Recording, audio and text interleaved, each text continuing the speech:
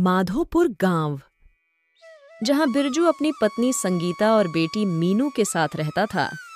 बिरजू मिट्टी के बर्तन बनाने का काम करता था। उसके हाथ के बने घड़े और बर्तन बहुत अच्छे होते थे। पहले तो लोग उससे ही घड़े और बर्तन लेते थे, लेकिन कुछ समय पहले जब बिरजू बीमार हुआ था, उसके बर्तनों की बिक्री में गिरावट आ गई थी। वह बहुत परेशान रहने लग गया था। अपने घर का खर्च भी वह बड़ी मुश्किल से ही निकाल पाता था। दीपावली आने वाली थी। मीनू बहुत समय से बिरजू से एक पोशाक जो बाजार में बहुत महंगा मिलता था, वो मांग रही थी। बिरजू हर बार सोचता था कि अब की बार अच्छी कमाई होगी तब ला दूंगा, लेकिन ऐसा हो न सका। इस बार मीनू ने जिद पकड़ ली थी।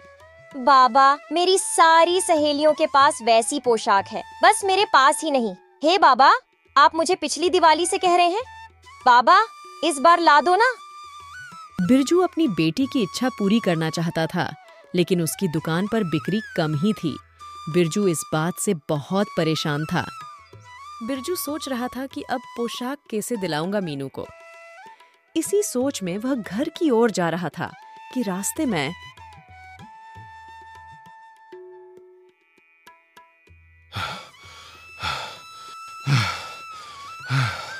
पानी, पानी, पानी, बचाओ कोई मुझे, पानी। अरे, ये कौन है और यहाँ कैसे आया? ये लो, पहले पानी पी लो। घबराओ नहीं, तुम्हें कुछ नहीं होगा। लगता है तुम रास्ता भटक गए हो, बहुत प्यासे लग रहे हो। बिरजू बोने को पानी पिलाता है और कुछ देर बाद, तुम कौन हो, कहां से आए हो और यहाँ ऐसी हालत में कैसे आए? क्या हुआ था तुम्हें? मेरा नाम जेनी है। मैं यही पास के जंगल में रहता हूँ।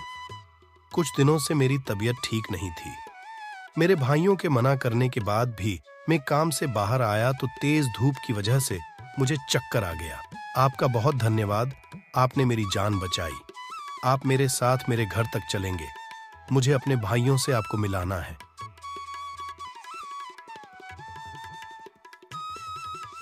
अरे, यहाँ तो कुछ नहीं है। तुम जंगल में रहते हो क्या? अरे नहीं नहीं, अभी देखो।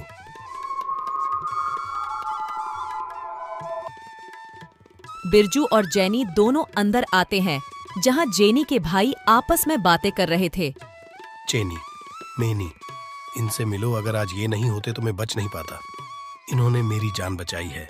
फिर जेनी उनको पूरी बात बताता है, जिसे सुनकर दोनों भाई बहुत खुश होते हैं और बिरजू को उपहार के रूप में एक जादुई चक्की देते हैं और कहते हैं कि इसमें तुम कुछ डालोगे तो वह जब तक बनना बंद नहीं होगा तब तक तुम इस चक्की को 3 बार जेनी जेनी जेनी नहीं बोलोगे।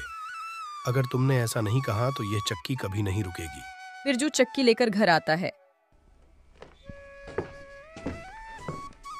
संगीता, संगीता, देखो, इधर आओ।